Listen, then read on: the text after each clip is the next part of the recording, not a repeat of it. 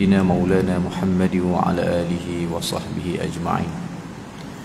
سبحانك لا علم لنا إلا ما علمتنا إنك أنت العليم الحكيم. اللهم افتح علينا أبواب فضلك وانشر علينا خزائن رحمتك.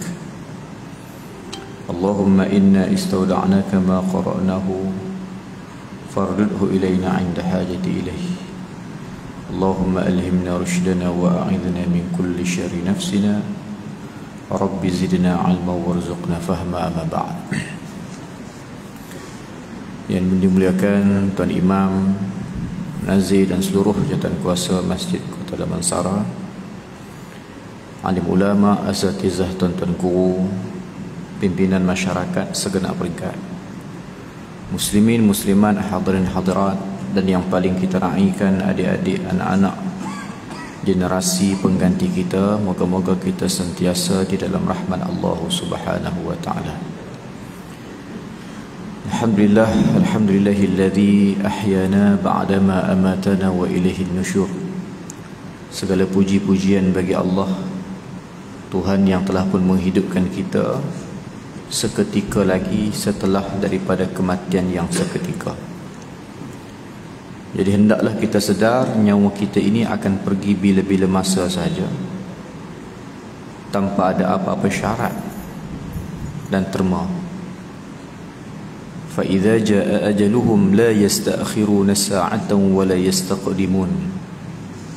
Maka tatkala tiba ajal, la yasta'khiruna sa'ah, tidak akan lewat walaupun sesaat, wa la yastaqdimun, tidak juga diawalkan. Sampai masa dan ketika nak ke tak nak, bersedia ke tak bersedia, rela ke paksa, tetap akan kembali kepada Allah. Kerana itu Al-Imam Hujjatul Islam Abu Hamid Muhammad bin Muhammad At-Tusi Al-Ghazali, lahir 450 Hijrah, wafat 505 Hijrah. Umurnya sekitar 55 tahun sahaja, tak panjang. Namun meninggalkan legasi ilmu yang luar biasa, dikaji, ditelaah hingga ke hari ini. Antara karya agungnya kitab Ihya Ulumuddin, di samping karya-karya yang mudah, ringkas dan sangat memberi kesan kepada ummah, Bidayatul Hidayah, Minhajul Abidin dan macam-macam lagi. Al-Imam menyebut hikmah umur kita dipanjangkan oleh Allah. Tuan-tuan, puan-puan, hadirin dirahmati Allah sekalian, yang pertama sebagai satu peluang untuk kita bertaubat kepada Allah. Kemungkinan hari sebelum ini, tak kiralah kemarin dan sebelum-sebelumnya, mungkin kita sedikit tergelincir daripada rel kehidupan yang sebenar, nak menuju kepada Allah, tergelincir sedikit. Warak hati, matlamat atau tujuan hati itu dia melencong sikit. Sepatutnya nak hidup kerana Allah, nak ibadat kepada Allah, nak cinta Allah, tiba-tiba dia jadi hidup kerana manusia. Ibadat pun kerana manusia, cinta pun lebih kepada manusia daripada Allah. Cinta pada pujian, cinta kepada pasangan, sampai mengabaikan tanggungjawab agama dan macam-macam. Maka pada pagi ini Allah bagi kita peluang untuk kita baiki balik, kembali balik pada rel yang sebenar, laluan sebenar.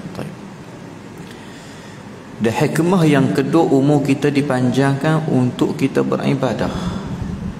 Ibadah ini maksudnya memperhambakan diri kepada Allah dalam pelbagai rupa dan kaedah. Ada orang ibadahnya dengan salat. Apa itu salat? Aqwalun wa af'alun muftatahatun bitakbir wa mukhtatamatun bitaslim. Beberapa perkataan atau perbuatan yang dimulakan dengan takbiratul ihram dan disudahi dengan salam. Itu solat di sudut istilah. Ataupun solat di sudut bahasa, yakni memohon rahmat. Allahumma salli ala sayyidina Muhammadin wa ala alihi. Allahumma salli wa sallim wa barik ala sayyidina Muhammadin wa ala alihi. Selawat tak henti-henti. Ada orang ibadatnya dengan berpuasa wajib dan sunat. Ada orang ibadatnya dengan berdamping dengan semulia-mulia perkara, iaitu Al-Quran. Seperti yang disebut, Al-Quran itu turun dalam bulan Ramadan, mulia Ramadan. Al-Quran disampaikan kepada baginda Nabi sallallahu alaihi wasallam, maka menjadi makhluk Allah yang paling mulia, Rasul yang paling mulia. Al-Quran itu turun pada kita umat Muhammad, maka menjadi umat termulia kita. Maka siapa yang berdamping dengan Al-Quran, maka dia juga akan menjadi orang yang paling mulia. Dan pelbagai lagi ibadah. Cuma pada pagi ini kita nak muzakarah, nak memperingat balik satu tajuk ibadah yang mesti kita buat, terutama di hujung-hujung Ramadan ini, sama ada siang ataupun malam. Apakah itu? Iaitu al-i'tikaf. Duk i'tikaf dah, nak bincang apa lagi? Ni i'tikaf dah lah ni, nak bincang apa lagi? Dia panggil tazkirah, peringat. Kadang-kadang daripada kita lupa. Ilmu ni dia kaedah, dia kena ngulang. Tak percaya cuba tengok sepanjang Ramadan ni, boleh kata keseluruhan kuliah atau tazkirah, dan di kesemua tempat, walaupun tak semua tapi boleh dikatakan keseluruhan, duk bincang pasal Ramadan. Duk ulang ayat ya ayyuhalladzina amanu kutiba alaikumusshiyam kama kutiba alal ladzina min qablikum la'allakum tattaqun. Belum sempat penceramah baca habis ayat tu, kita boleh sambung dah. Padahal kita tak hafal pun. Nak ceritanya berulang-ulang kali dengar sampai terhafal, bukan menghafal, terhafal. Hebat sungguh. Kesan daripada dakwah di negara kita ni sampai terhafal, terpaksa hafal. Sebab terpaksa dengar. Hari-hari dengar ayat tu. Disebut kam min shaimin, dia boleh sambung dah. Ustaz baru sebut kam min shaimin, hadis Nabi kam min shaimin, dia sambung dah. Min siyamih kam min shaimin. Berapa ramai orang yang berasa laisa lahu min siyamihi illa al-ju' wal 'atash, boleh sambung dah. Syahrul Ramadan alladhi, dia boleh sambung dah. Baguslah, alhamdulillah. Jadi sama juga itu kaedah dipanggil idza takarrara tahaqqaqa. Apabila diulang-ulang semakin kuat dan kejat, insya-Allah. Maka pada pagi ini kita nak ulang sikit muzakarah tentang i'tikaf. Apakah definisi i'tikaf? Pengandalan i'tikaf, dia sebut i'tikaf. Marilah kita i'tikaf di masjid 10 malam akhir. Apakah maksud dia? Apa definisi dia? Qala syaikhu muallifu hafizahullah, berkata pengarang, al-i'tikafu lughatan, i'tikaf dari sisi bahasa. Apa dia? Al-lubthu. Apa itu? Menetap, yakni berdiam diri di suatu tempat, tak pergi mana dah, dia duduk situ ya. Itu maksud i'tikaf dari sudut bahasa. Diam diri, maknanya duduk dalam masjid lah, tak pergi mana-mana. Itu maksud i'tikaf. Dan boleh juga kalau orang tu gurau, dia kata, hang ni lama tak nampak ni. Pi mana lama tak nampak ni? Aku i'tikaf. I'tikaf pun bukan duduk ada di masjid pun. Hang i'tikaf masjid mana? Duduk di Kota Damansara. Kalau Kota Damansara mesti main i'tikaf masjid ni, tak ada di masjid pun. Aku tahulah aku duduk di masjid. Aku i'tikaf kat rumah. Boleh kan? Boleh. Di sudut bahasa al-i'tikaf, berdiam diri. Pun begitu, di sana ada perbahasan fuqaha, ada ruang. Kalau kita nak jadikan satu ruang dalam rumah kita tempat i'tikaf, boleh. Boleh. Itu perbincangan fuqaha lah. Tetapi di sudut bahasa pun betul kalau dia kata i'tikaf di rumah, diam diri di rumah. Walaupun duduk di rumah tu buat apa? Tengok TV, main telefon, i'tikaf juga, berdiam diri. Tapi itu bukan dari sisi syar'an, itu lughatan bahasa. Wa syar'an, dari sudut bahasa, apa dia? Al-lubthu fil masjidi min syakhsi makhsusin bi niyyati makhsusatin. Itu maksudnya. Apa dia? Menetapnya seseorang yang tertentu pada tempat tertentu dengan niat tertentu. Sebab tu pagi ni atau sebelum-sebelum ni, kalau hanya menetap di tempat tertentu tapi bukan niat yang tertentu, yakni tak niat, tak dapat pahala i'tikaf. Mesti dengan niat. Sebab tu kita faham, khususnya kita dalam mazhab Syafi'i, Ya, mazhab Syafi'i kita memahami hadis innamal a'malu binniyati difahami dengan maksud innama yasihhul a'malu binniyah. Sesungguhnya amal itu dengan niat difahami dengan maksud sesungguhnya sah amal itu dengan niat, sah. Kalau tak niat tak sah walaupun dia beribadah. Macam puasa lah. Lepas lepas imam kita di tanah Melayu, bahkan di rata tempat 4 minggu sudah duduk di Yaman, sebelum tu di Mesir, pergi ziarah lah, ada program penghantaran pelajar dan sebagainya. Jadi sebelum-sebelum ni pernah juga berpuasa di tempat orang. Tak pelik, habis semayang tak imam pegang mikrofon, nawaitu shaum qadin. Sama lah macam kita kat tanah Melayu kan? Selawat di antara tarawih, ingat ke orang Melayu je buat, rupa orang Arab pun buat. Maknanya suasana tersebut menjadi tradisi para ulama. Kalau ada orang kata selawat di antara dua tarawih ni rekaan ulama Melayu, dia nak merendahkan ulama Melayu sampai tahap macam tu, tak tahu kenapa hari ni orang dia punya benci dengan ulama Melayu, sedangkan dia tak sedar ke dia tu orang Melayu yang mendapat Islam melalui dakwah ulama Melayu. Belajar dekat Arab hanya 3-4 tahun, balik-balik dia buang ulama Melayu. Kononnya ulama Melayu penuh dengan syirik, penuh dengan bid'ah. La haula wala quwata illa billah. Padahal dia kena iqra', kenal muqaddam, kenal Quran dengan ulama Melayu. Punya tak sedar ke diri. Tak tahulah, mungkin tak makan nasi kot. Maaf sangat ke ulama Melayu ni. Sampai dia kata selawat di antara dua terakhir rekaan ulama Melayu. Takkan ulama Melayu mengajar orang Arab? Orang Arab pun buat juga. Maknanya itu adalah satu susunan ulama, bukan ulama Melayu, ulama seantero dunia. Jelas kita faham. Dulu boleh nipu kita tuan-tuan. Sekarang ni zaman teknologi semua kita boleh tahu. Baik, tak apalah tu. Balik pada perbincangan kita. Jadi kita tak niat. Yang tadi kita nawaitu shaum qadin, tu apa dia? Bukan tu imam tu nak cerita pada jemaah dia pandai cakap Arab, tak. Dia sengaja niat kuat tu nak jadi satu peringatan. Siapa tak niat juga kita niat esok nak puasa ni. Sebab dalam mazhab Syafi'i kalau tak niat tak sah puasa. Bahasa tu zaman sekolah menengah dulu ni ada kawan-kawan tak puasa. Ustazah tanya kenapa tak puasa? Saya lupa niat. Betul ke begitu? Tak betul. Hatta dia terlupa niat sekalipun dia wajib imsak. Apa dia menahan diri tak boleh makan. Rugi dah lah tak boleh makan. Pahala puasa pun tak dapat sebab tak niat.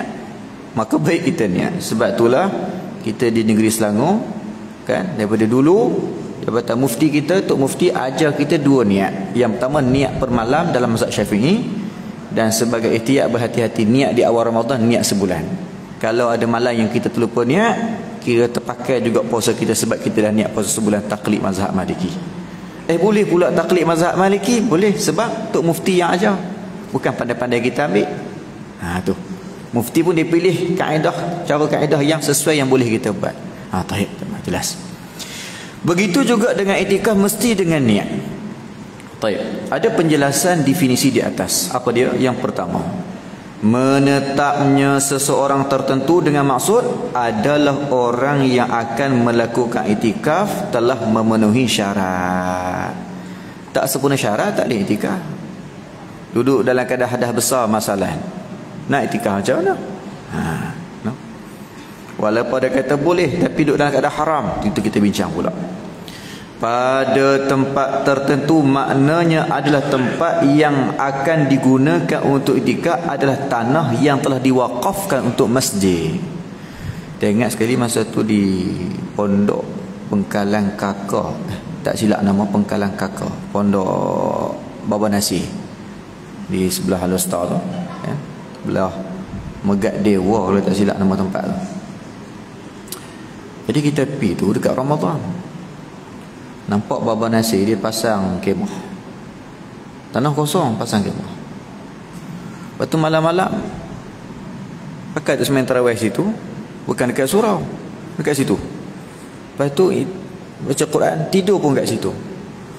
Pasal apa? Dia kata ni boleh iktikaf sini. Awak tak iktikaf kat surau, awak iktikaf kat sini. Rupanya surau tu surau sementara, tak apalah digunakan untuk aktiviti pengajian, ngaji kitab semua. Tapi masjid, tapi tanah tu yang orang tanda tu, itu dah digezetkan nak dibangunkan masjid, dah diwakafkan untuk masjid.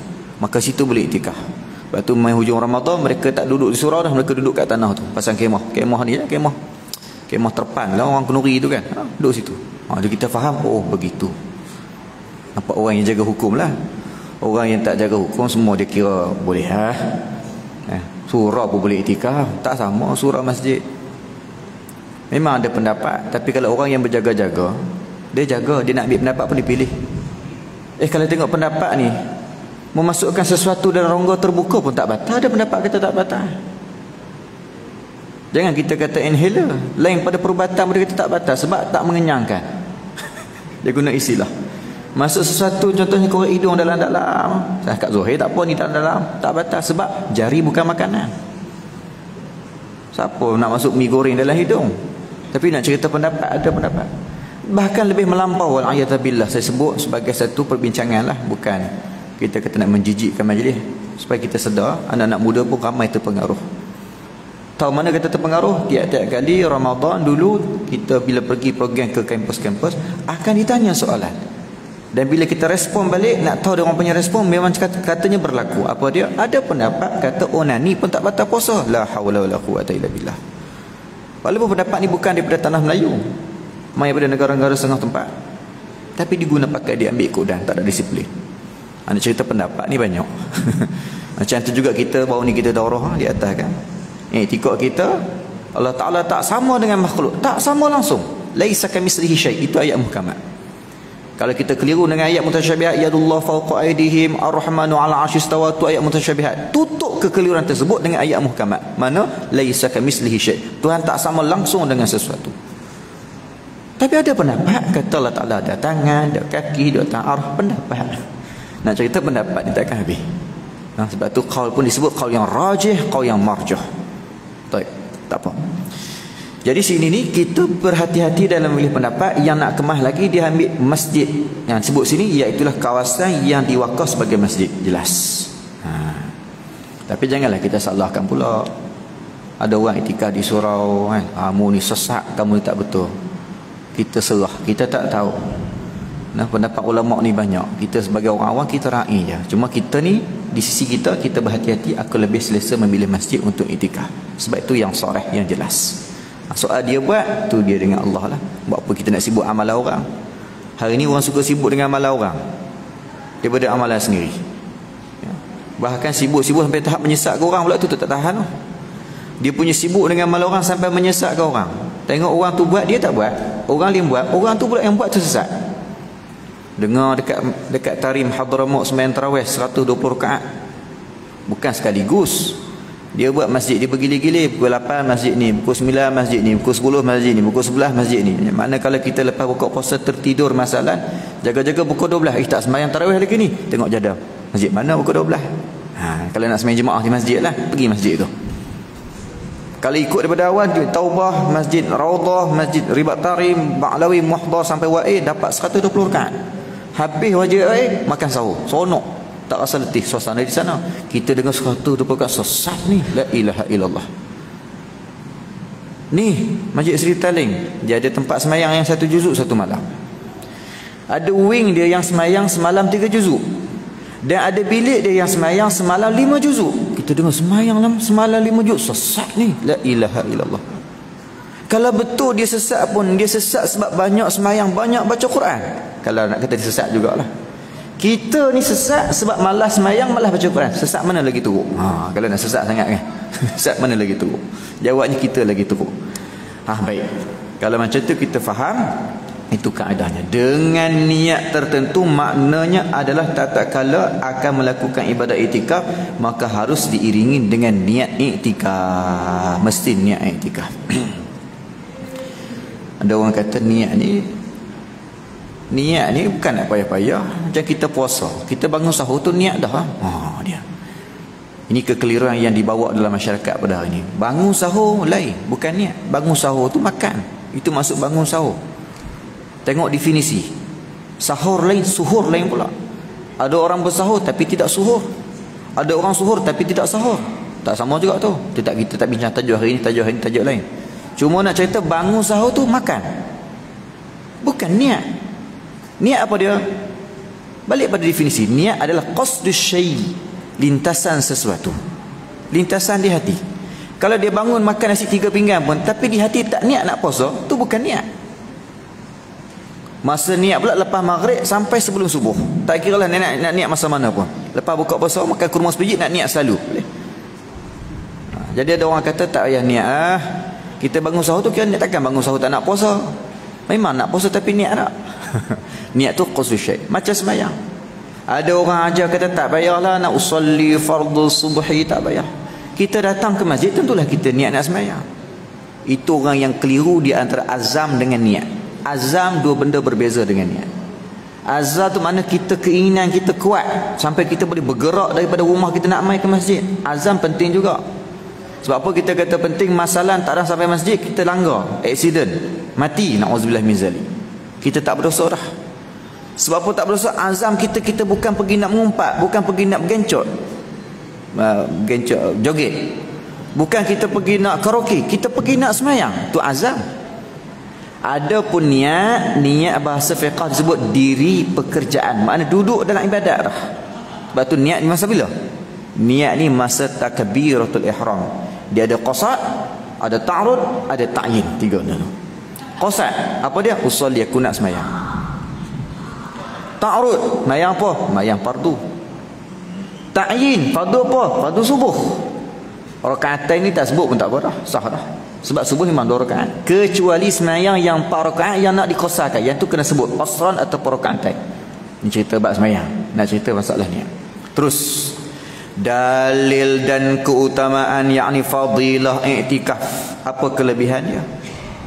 Dalil disunnahkan i'tikaf. Firman Allah Ta'ala, wa ahidna ila Ibrahim wa Ismail an tahira baitiya lit-taifin wal-'akifin war-ruk'is sujud. Al-Baqarah 125. Kalau orang tanya mana dalil kita iktikaf 10 malam akhir, ni rekaan ustaz-ustaz lah ni, nak suruh datang masjid.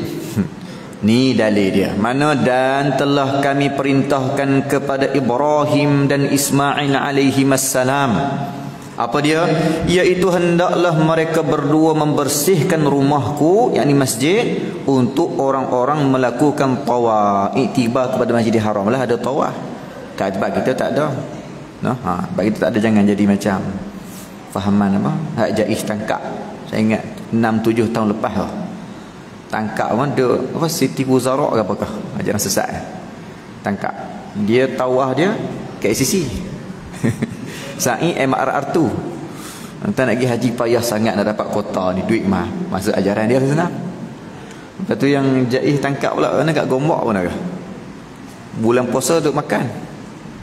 Tangkap dia kata kami puasa pun duk makan dengan buah durian dengan rambutan manggis semua tu. Dia kata kami puasa ikut syariat Nabi Allah Musa alaihi salam. Syariat Nabi Allah Musa alaihi salam, puasanya tak makan makanan yang disentuh api, yang dimasak. Ustaz lemak cili padi ke, sampai petai ke apa, tak makan lah. Sebab tu kena masak. Tapi buah durian boleh, bukan masak guna api. Muktar rambutan ni apa ni manggis, tak boleh. Bila naiknya syariat Muhammadiyah, syariat Rasulullah Nabi kita, maka terbatallah syariat yang terdahulu. Kecuali yang Nabi rebranding balik. Masalah berkhitan. Berkhitan tu orang lelaki bukan syariat Muhammadiyah, dia ada syariat Ibrahimiyah, syariat Nabi Allah Ibrahim. Tapi Rasulullah rebranding balik, maka menjadi syariat Muhammadiyah. Kalau syariat Nabi Allah Musa tadi kena ikut, tadi ikut sikit-sikit, kena ikut semua lah. Dan nak mengaku jadi umat Nabi Musa. Nampak macam senang bab tu ya? Senang lah syariat Nabi Musa. Bab tu nampak senang. Bab lain, masalah kalau kata baju terkena najis, syariat Muhammadiyah basuh, hilangkan warna, bau, rasa, boleh pakai balik baju tu.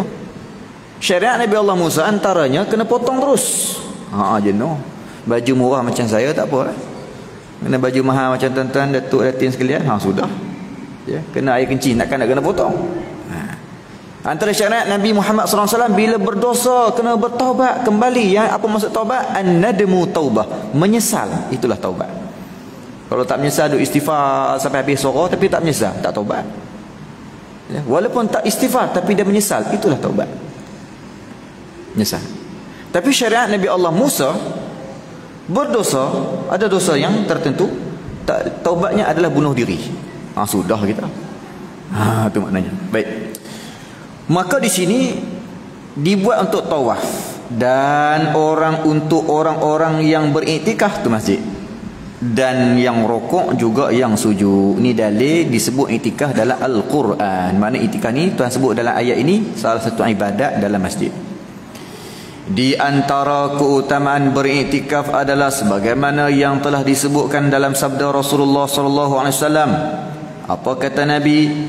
Man masya fi hajati akhihi kana khairan lahu min i'tikafi 10 sinina wa man i'takafa yawman ibtagha wajhillah ja'alallahu bainahu wa bainan nari thalatha khanadiq kulla khandaqin ab'ada mimma bainal khafiqain, rawahu Tabarani. Maksudnya barang siapa yang berjalan untuk memenuhi hajat, yakni keperluan saudaranya, dia berusaha untuk memenuhi hajat saudaranya, maka itu lebih baik daripada beriktikaf selama 10 tahun. Mana tuan-tuan pergi cari orang susah, tolong orang sebagainya, penuhkan hajat orang, itu lebih afdal daripada iktikaf selama 10 tahun. Kosong terus masjid malam ni. Pasal apa pakai pergi cari orang? Itu banyak berlaku, dipanggil salah faham. Dipanggil dipanggil salah faham, miscommunication. Salah faham terhadap pembacaan hadis dan sebagainya. Kita duk baca subhanallah alhamdulillah wa la ilaha illallah wallahu akbar, subhanallah alhamdulillah wa la ilaha illallah wallahu akbar, subhanallah alhamdulillah wa la ilaha illallah wallahu akbar. Banyak kelebihannya. Tiba-tiba datang kuliah subuh dengan ustaz sebut kalimatan khafifatan 'ala lisan saqilatan fil mizan, 2 kalimah ringan pada lidah, berat pada timbangan. Apa dia? Subhanallah bihamdi subhanallahil azim. Oh, itu yang sepatutnya. Kita pun subhanallah bihamdi subhanallahil azim, subhanallah bihamdi subhanallahil azim. Dah tak amal dah, subhanallah alhamdulillah wa la ilaha illallah wallahu akbar, tak amal dah. Tu cara pemahaman yang salah. Sepatutnya bila dapat ilmu baru, amal ilmu baru, ilmu lama istiqamah. Duk baca dalam qara'a lailatul jumu'ah suratul dukhan wa yasin asbaha maghfurah atau kama qala. Siapa baca pada malam Jumaat surah Yasin, dukhan, maka berpagi-pagi dengan keampunan. Nak baca dua-dua tak apa nak aja Yasin pemujur, maka ulama buat Yasin macam Yasin. Jadi berpagi-pagi dengan keampunan. Yasin baca Yasin tiap malam Jumaat. Tiba-tiba dengan hadis pula baca surah Kahfi. Oh, ni yang betul, surah Yasin tak baca dah. Tak betul. Pemahaman yang salah. Patutnya Yasin pun baca, tapi bila jumpa pula hadis pasal Kahfi, baca surah Kahfi pula, tambah lagi. Bukan orang kata apa? Hak lama tu ada. Kan? Kita bagi perumpamaan mudah sikitlah. Nak menikah dua, jangan buang hak lama. Tok guru pesan kat kita lah, ingat lagi masa tu baru kahwin. Ya. Bak kahwin ni kita tak boleh pisah dengan Masjid Kota Damansara, tak boleh pisah bak kahwin. Sebab apa? Sebab kita menikah kat sini, kat situ. Tu tempat abang duduk dekat. Kita kuliah duha kat atas hari Senin kuliah duha kat atas. Habis kuliah duha kita bercakap kat makcik-makcik ni, makcik latihan je, jaga ada kenduri kat bawah.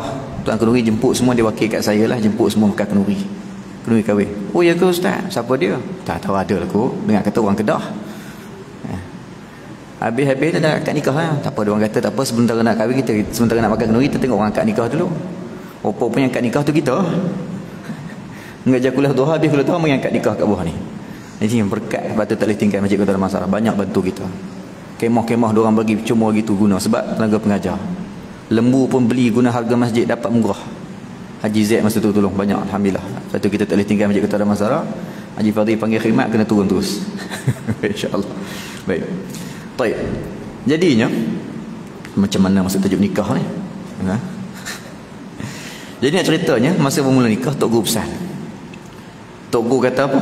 Dia kata dia pesan sebab orang baru nikah ni memang seronok.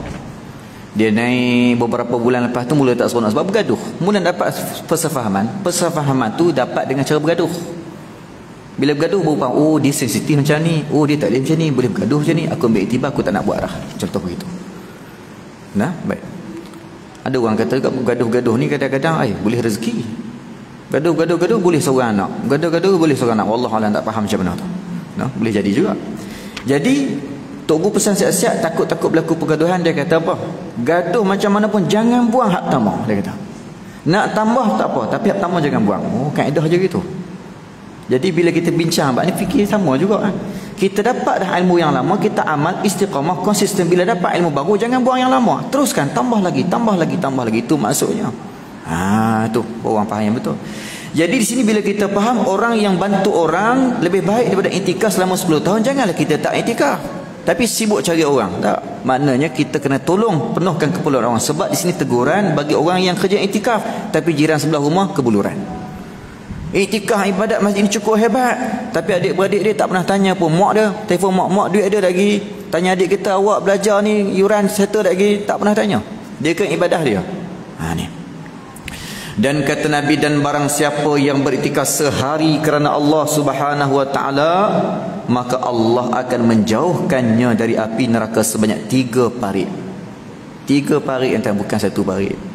1 parit pun tak boleh nak menyeberangi dah, apatah lagi 3 parit. Nak abang kata payahnya api nak sambar orang yang suka dengan iktikaf. Yang mana pada tiap-tiap parit itu lebih jauh dari 2 petala lapisan bumi dan langit. Tu dia 1 parit pun 7 petala langit, 7 petala langit, 7 petala bumi. Bayangkan 3 parit datang, maknanya mustahil adalah api nak kena kita. Dengan cara apa? Dengan cara tidur dalam masjid. Bukan suruh baca Quran dalam masjid, zikir dalam masjid, semayang dalam masjid. Tak, tidur dalam masjid. Sebab apa? Tidur tu pun dikira ibadah dah, dengan syarat tidur iktikaf. Apatah lagi kalau baca Quran, zikir, semayang dan sebagainya. Lagi Rasulullah SAW bersabda juga dalam riwayat Al-Baihaqi pula, tadi Tabrani sekarang Baihaqi. Apa kata Nabi? Man ya'takafa 'ashran fi Ramadan. Ini nak kait dengan Ramadan. Kana kahajjataini wa umrataini, kata Nabi. Barang siapa beriktikaf selama 10 hari pada bulan Ramadan. Allah. Hari ni hari ke berapa dah? Sempat ke 10 hari ni? InsyaAllah sempat. Yang kita mai dah iktikaf dah tu. Cuma jangan miss. Di atas hari mesti ada iktikaf sampai habis Ramadan. Nabi kata siapa iktikaf 10 hari Ramadan, maka baginya seperti menunaikan ibadah haji dan umrah sebanyak 2 kali. 6,000 pergi umrah tak habis pun, tak usik pun duit 6,000 tu, tapi dapat pahala macam pergi umrah 12,000 package. 6,000 2 kali umrah. Tak usik pun duit, tapi macam pergi umrah, macam pergi haji. Haji pula 40,000, tak usik duit, dengan cara iktikaf 10 hari. Allahu Akbar. Bini tanya, bang nak ke mana tu? Abang nak pergi haji 2 kali. Hai, pelik abang aku ni. Maknanya iktikaf. Baik. Hukum iktikaf. Hukum iktikaf ada 4 sikit. Sebagaimana berikut. Yang pertama, wajib. Adakala iktikaf itu hukumnya wajib. Bila? Apabila ia bernazar untuk melakukan iktikaf. Bahkan inilah yang fuqaha sebut kepada kita cara mudah nak panggil apa? Jalan pintas nak dapat pahala. Boleh. Dengan ilmu ni kita boleh dapat berbagai pahala dalam satu ibadat, dengan syarat ada ilmu. Dan dengan ilmu juga amalan kita jadi tak sah, kan? Amalan kita jadi tak betul. Allahumma salli ala sayyidina Muhammad sallallahu wasallam alaihi. Kita yang tak belajar, bila kita belajar kita tahu tak betul. Patutnya sallallahu wasallam alaihi. Sallama di atas pada salat, kedua-duanya fa'il madhi, kan? Kita bukan nak waqaf, kita nak sambung kepada alaihi tu. Maka bila sambung fi'il madhi bacaannya maftuhul akhiri abad. Itu kaedah nahwu sharaq lah. Maka difathahkan akhir selama-lama. Mana boleh baca wasallam alaihi, seolah-olah fa'il amar pula. Maka bila kita belajar kita membetulkan sallallahu wasallam alaihi. Tu. Ataupun al-badru muniru Muhammad sallu alaihi. Itu bangun sembahyang. Mana selawatnya? Sallu alaihi itu kata perintah, selawatlah kepada Nabi. Mana selawat? Mai orang tak buat.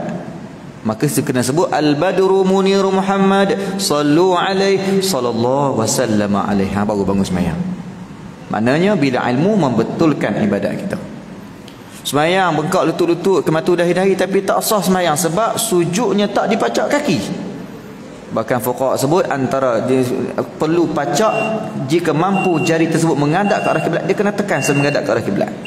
Sebab 7 anggota sujud, dahi, 2 tangan, telapak tangan, 2 lutut dan 2 hujung kaki yang perlu dipacak, bahkan mampu kepak dikepak. Dia tak pacak, maka tak sah. Nampak ilmu.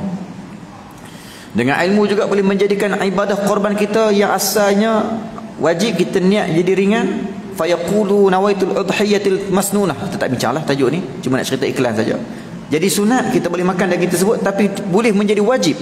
Fa in iqtasara ala nahwil udhiyah, jika dia pendekkan perkataan, dia tak kata korban sunat, dia tak kata korban yang disunatkan, dia kata korban semata-mata korban.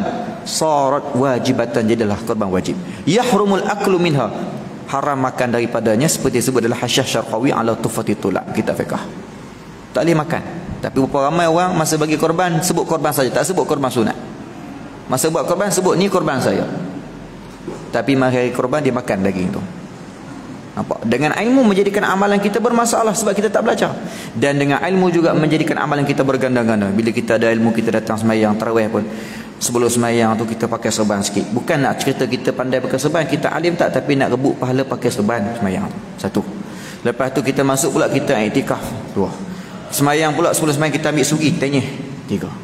Semayang yang bersugi tu gandaannya luar biasa dari semayang yang tanpa sugi. Lepas tu nampak imam Allah Akbar, dia pun Allah Akbar, rebut takbiratul ihram ma'al imam. Berapa dah? Imam sebut amin, dia pun amin, mendapat amin bersama dengan para malaikat. Berapa dah? Oh, banyak lagi kalau kita nak cerita. Makna dalam satu amalan dia tak sama dengan pepatah orang putih. Orang putih dia kata, if you do 2 things at the same time, you do nothing. Jika kamu buat 2 kerja dalam satu masa, kamu tak buat apa-apa. Berbeza dalam masalah ibadah. Kita boleh buat macam-macam perkara dalam satu ibadat, macam-macam kelebihan. Baik. Balik tadi nak cerita sini, fokus sebut apa dia? Bila nak masuk masjid, dia pun kata, aku nazar nak iktikaf dalam masjid ni. Dia nazar. Bila dia nazar, bila masuk masjid, ketika itu nazar dia tadi perlu ditunaikan. Dia pun niat, sahaja aku iktikaf nazar dalam masjid ni kerana Allah Ta'ala. Sebab apa? Sebab dia bernazar tadi. Kita turun kereta, nampak kawan-kawan kita makan roti canai dengan teh tarik. Apa hukum belanja dia orang? Tu kawan kita. Kalau bukan kawan sekalipun, apa hukum? Hukum sunat. Sunat sedekah, tak wajib. Tapi turun-turun kata, ish, aku hari ni gembira lah dapat cucu, kan isteri aku jadi sihat, aku nazar nak belanja dia orang. Ataupun tak ada masalah pun berlaku, memang dia nazar nak belanja dia orang, maka ketika itu wajib dah belanja. Asalnya sunat. Sama juga sunat iktikaf dalam masjid, tapi bila dia nazar jadi wajib. Cuma bila dia nazar, iktikaf nazar, pahalanya lagi banyak daripada pahala iktikaf sunat. Nampak? Pandai dia upgrade amalan. Kawan sebelah pun iktikaf, dia pun iktikaf, tapi dia lagi pahala banyak daripada kawan dia. Sebab kawan tu iktikaf sunat, dia iktikaf nazar, iktikaf wajib. Pahala wajib lagi besar daripada pahala sunat. Semayang fardu lagi besar daripada semayang sunat. Puasa fardu begitulah, kecuali salam. Salam, hukum memberi salam sunat, tapi pahalanya lagi besar daripada menjawab salam yang hukumnya wajib. Baik, jadi itu boleh kita buat. Kita upgrade sikit. Yang kedua sunnah, ini kita maklum, iaitu pada setiap waktu, dan lebih dianjurkan lagi pada saat bulan Ramadan, dan lebih utama adalah melakukan iktikaf pada 10 hari terakhir dari bulan Ramadan. Yang ketiga, hukumnya makruh apabila iktikaf bagi seorang wanita yang masih muda dengan izin suaminya tanpa terdapatnya fitnah. Minta maaf, kak cik, mak cik, mak teh aja. Ini hukum makruh bagi orang perempuan yang masih muda. Masih muda. Kak cik lah, bukan mak cik, kak cik. Yang masih muda dengan izin suaminya, walaupun suaminya izin, tapi dia muda. Muda dan walaupun tak ada fitnah. Tak ada fitnah ni maksudnya dia datang masjid pun Tok Imam masih lagi tak silap rakaat lah. Ya. Ada orang sampai tahap dia datang masjid, Tok Imam silap rakaat. No, wallahu alam, mungkin cantik ke sebagai wallahu alam. No. Dia antara dua, sama ada cantik sangat atau hodoh sangat. Hodoh sangat pun jadi fitnah juga, cantik sangat pun fitnah juga. Jadi dua tu lah. Tetapi boleh menjadi haram. Apa dia? Hal ini terbahagi menjadi 2 hukum sebagaimana berikut. Yang pertama, haram, akan tetapi hukum iktikafnya sah. Walaupun haram tapi sah iktikaf dia. Apa dia? Seperti iktikaf seorang wanita yang masih muda tanpa izin dari suaminya atau dengan izin suaminya, akan tetapi terdapat fitnah. Orang perempuan muda cantik, dia datang sini, suami tak izin, haram, tapi sah iktikaf dia. Ataupun suaminya izin tapi ada fitnah, Tok Imam sila rakaat contohnya lah. Ya. Sah tapi haram. Pasal itulah kita baca dalam banyak-banyak hadis Nabi sarankan orang perempuan ni lebih afdal sembahyang di rumah daripada masjid. Bahkan dalam rumah pula lagi afdal sembahyang dari dalam bilik daripada ruang depan. Sampai tahap macam tu nak cerita orang perempuan ni mahal. Dia bersifat tertutup kan? Bukan semua benda orang boleh tengok dia tak. Hebat orang perempuan ni, mahal dia. Baiklah. Ada orang banding pula, kalau itu rugilah kami jadi orang perempuan, tak boleh nak iktikaf, tak boleh nak sembahyang, kerja masak nasi tu lagi afdal daripada sembahyang sunat yang kita orang lelaki duk buat ni. Pasal apa? Dengan asbab dia masak nasi, kita dapat makan, kita kuat, kita dapat ibadat, dia dapat pahala kita sembahyang. Jangan kita jadi macam pemikiran hari ni duk banding-banding pula. Bahkan orang perempuan tak wajib perang, dia jaga anak tu, dia urus keperluan, urus kebajikan kepada keluarga lebih afdal daripada perang jihad, walaupun dia tak mati syahid sekalipun. Hebat orang perempuan, senang-senang, mudah-mudah ya. Kita kena baca macam tu. Nak baca dengan adil tak adil ni teruk nak baca adil tak adil ni, kenapa orang perempuan tak boleh jadi imam? Kalau nak baca dengan keadilan fikiran kita lah, kenapa tak boleh jadi imam? Alim macam mana pun tak boleh jadi imam. Gitu cerita dia. Sebab apa? Kalau orang perempuan jadi imam, bukan orang perempuan tu silap rakaat, makmum pula silap rakaat nanti. Yang kedua, haram dan hukum iktikaf tidak sah. Tadi sah, seperti iktikaf seorang wanita yang sedang haid atau nifas, dan juga seorang yang sedang janabah, laki-laki pun sama, yang berada dalam keadaan janabah, maka tak sah. Pasal itu akhir sekali kita mungkin boleh sebut rukun-rukun iktikaf 4. Yang pertama, niat dalam hati. Kedua, menetap di tempat berdiam diri, yakni dalam masjid. Ketiga, orang yang beriktikaf pastikan tidak ada apa-apa yang menghalang kita iktikaf dengan hadas dan sebagainya tadi ni, hadas besar. Yang keempat, tempat iktikaf yakni masjid. InsyaAllah kita nak baca lagi, nak bincang lagi, tapi cukuplah sekadar itu dulu, dah syuruk dah. Kita nak solat sunat isyarat dan sebagainya. InsyaAllah kita akan sambung kalau ada rezeki, ataupun dengan guru-guru yang lebih mahir berkaitan dengan syarat-syarat iktikaf dan persoalan furuk-furuk yang lain, insyaAllah sunnah-sunnah dalam iktikaf.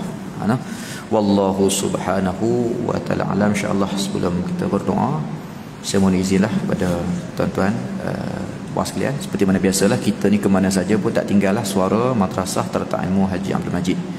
Yang pertama, tolong doakan mereka. Antaranya insyaAllah wakil pelajar kita yang kalau tengok musabaqah sebelum pandemik tu hari, dan sekarang tak buat lagi, last masa sebelum pandemik, ujian menghafal Al-Quran, Kedah dapat johan kebangsaan tu kan, pelajar kita, dan dia akan wakil Malaysia pula pada bulan 5 ni ke Tartastan, ke Rusia, untuk wakil JAKIM, untuk wakil Malaysia ke sana. Tuan doakan kerjaan. Dan alhamdulillah setelah mana 12 tahun kita beroperasi, tahun ini merupakan tahun pertama memulakan pengajian putri, anak-anak putri bagi pulang. Orang pun nak belajar juga, alhamdulillah. Kita tolong doakan kerjaan orang, istiqamah dan sebagainya, insya-Allah. Di samping tu, kita madrasah yang sedia ada di-upgrade menjadi masjid, dan ditambah, diluaskan lagi, tambah bumbung, dan komplek putri dibangunkan.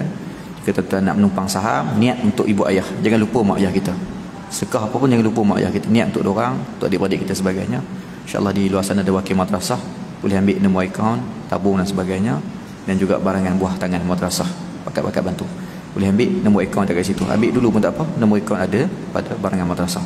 Wallahu subhanahu wa ta'ala alam. Sallallahu rabbuna ala nuril mubin Ahmad al-Mustafa sayyidil mursalin. Sallallahu rabbuna ala nuril mubin Ahmad al-Mustafa sayyidil mursalin wa ala alihi wa sahbihi ajma'in wa ala alihi wa sahbihi ajma'in.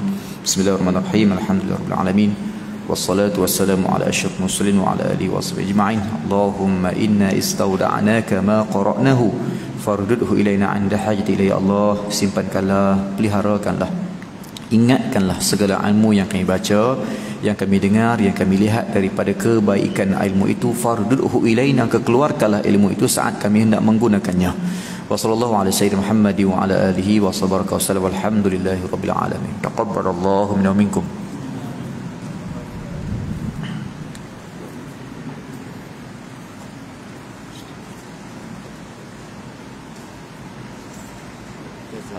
Haji ni buat live.